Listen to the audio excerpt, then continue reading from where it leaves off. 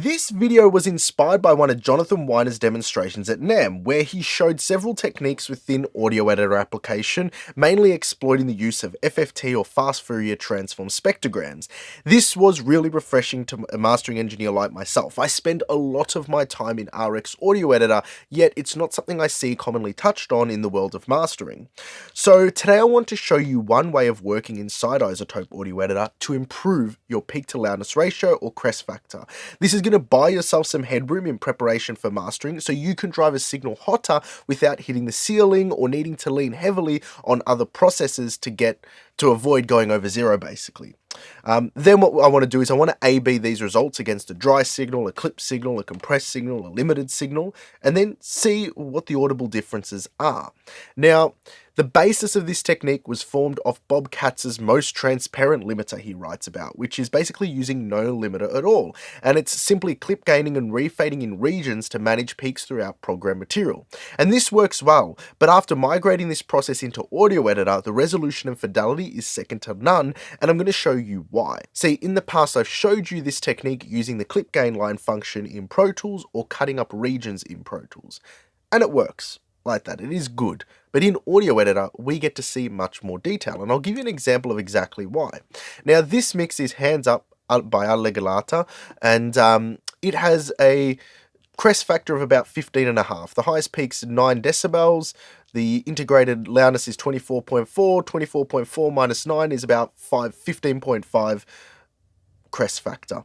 So if we go to this highest peak here, what I love about iZotope Audio Editor, and I'm going to do the whole edit for you, and I might speed lapse it or time lapse it so you don't have to watch me boringly gain each and every single clip up and down. It takes about 10 to 15 minutes. We can zoom in. While I'm talking, I'll explain you what I'm doing here. We can zoom in, but what is incredible, like absolutely incredible about iZotope Audio Editor is you can zoom in and you can see every single sample point, all 44,100 samples a second, you can see each of those sample points along the line. Now, in this particular circumstance, it's not really an intersample peak, it's just a peak overall. However, if we go here, or maybe there's one with an intersample peak, not really, but what the good thing about this is if you've got, let's say, if I build up, maybe I can make my own intersample peak. There we are. That's technically an intersample peak there, going around there. I can actually pull one of the samples down to remove that intersample peak. So the amount of control you have over every individual sample is incredible. Now, in addition to this, when you're working with clip regions in Pro Tools or you're working with the clip gain line, you're automating the volume of both the left and the right channel. So you're actually manipulating the microdynamics of both channels.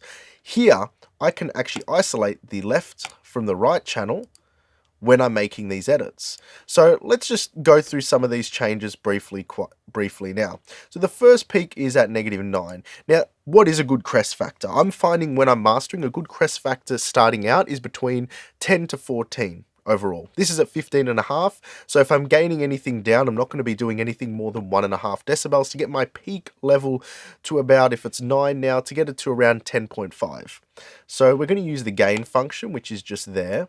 We'll drag that across, and that first peak is at 9, and it is on the right hand side, so we can highlight this. And what's good about this is we get a second reading. On the left channel we can see it's 10.10, has to be 10.5, and on the right channel we can see it's 9. So I can just isolate that right channel for now and bring that down -1.5 and render that, and then I can go to the left channel here and bring that down 0.5 decibel to get both those peaks down as I need. Then all we have to do is keep cycling this. We just go through each peak, each and every single peak that we need to. So -9 on the left, so that's -9, -1.3 should do that one. That's good. And on this side, we've got -8.5, so -2 will get that down to where we need it to. And basically what we're going to do is I'm going to go through and do every single peak here like that, making sure that between the left and right channel, my highest peak's 10.5. There'd probably be about 20 to 40 edits on a mix like this. Okay, 20 to 40 edits, just little peaks like that one there will end up getting done, that one there, just little peaks, probably about 20 to 30 of them. I'm going to time lapse this. Then we'll end up recalculating the overall crest factor, dragging it into Pro Tools, doing some A/Bs, and actually listening to how these edits sound.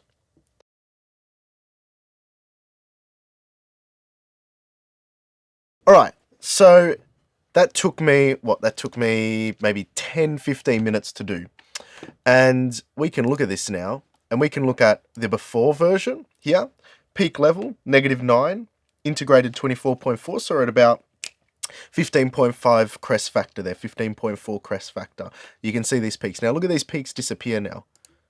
Boom, done. They've all been edited meticulously out. We're talking about 10 to 20 samples at a time, so in the essence of 1 second, it's almost indistinguishable. Like, you're not going to notice it, and we'll actually listen to it to prove that. But we've got a peak level now, -10.5 or -10.3 is that true peak there.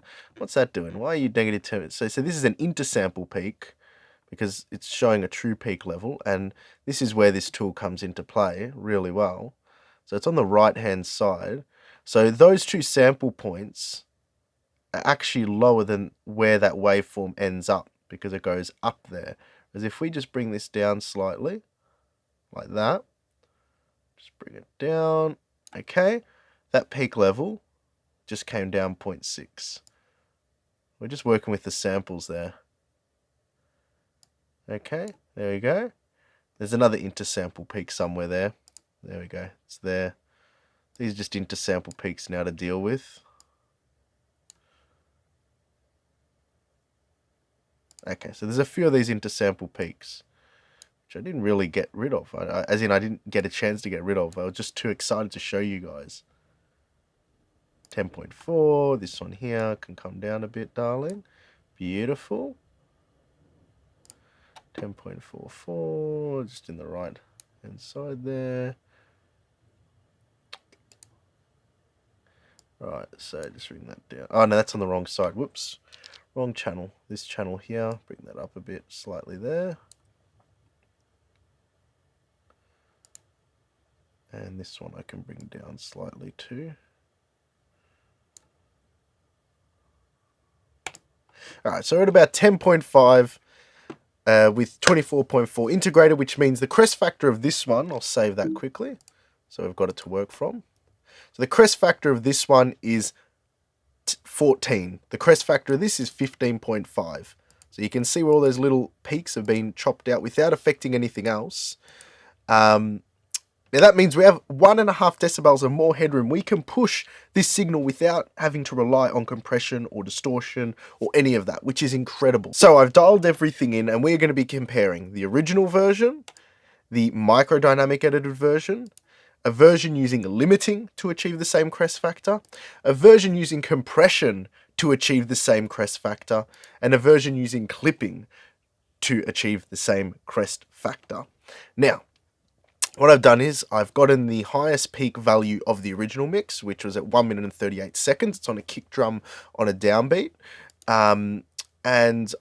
We're going to just cycle through each one. We're going to listen to the original, the one I did in Audio Editor, the one using clipping, the one using compression, the one using limiting, and then we're going to blind test the Audio Editor one against the clipping and the compression, and then we'll do another set of blind tests with the Audio Editor one against the limiting and the clipping, because the limiting and the clipping are super, super close. So I want to see how well I can distinguish them, if at all, because that's really important in this. I like using this technique because it gives me a lot of control and fidelity over it. It's not about using a processor to set and forget. I don't mind using that extra bit of time to manually do it.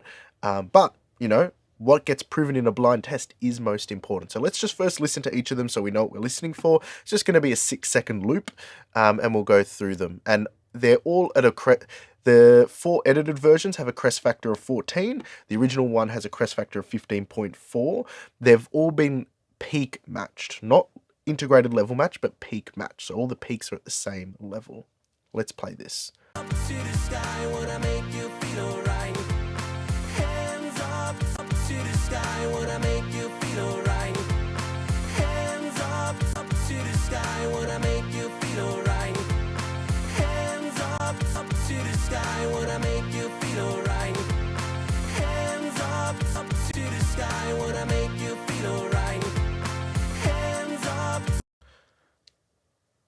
Now we're just going to listen to that kick drum where it peaks.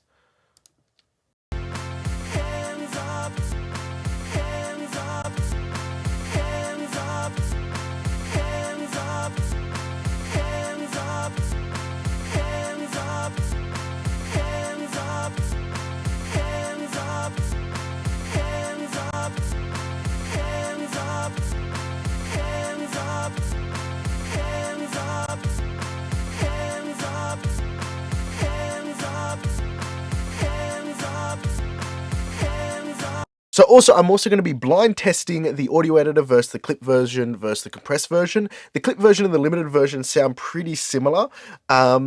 So I feel like using the clip version, the compressed, and the audio editor is probably going to give me enough variety between the 3 different styles of ways to manage those peaks to improve the crest factor, because those are the typical ways I'd lean into using a processor if I wasn't doing the audio editing in order to overall improve that crest factor. So yeah.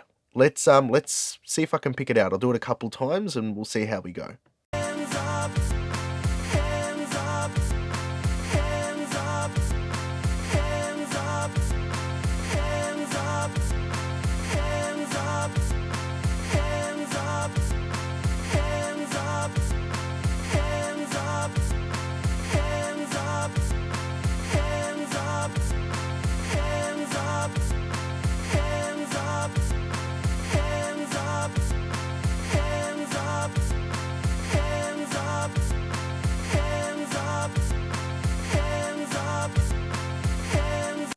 That's 1 for 1. That's 1 for 1.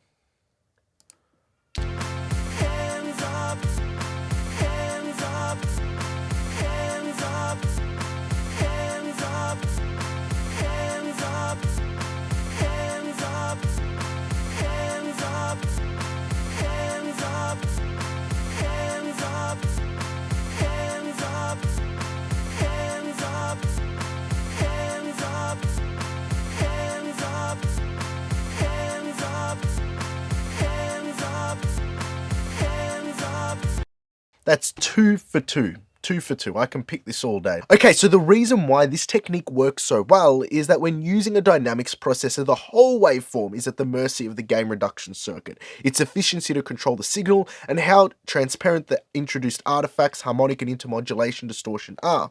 Whereas manually editing the gain values of peaks in the waveform over a small series of samples produces none of those artifacts or the following. If you'd like to learn more advanced techniques like this, 13 of the 28 lessons in my Mastering for Producers course, which is specifically aimed towards EDM producers, 13 of those lessons are toolbox lessons where I take you through specific tools, processes, techniques like this, using other different sorts of processes and other sorts of different problems we encounter in mastering and how we can appropriate and approach that.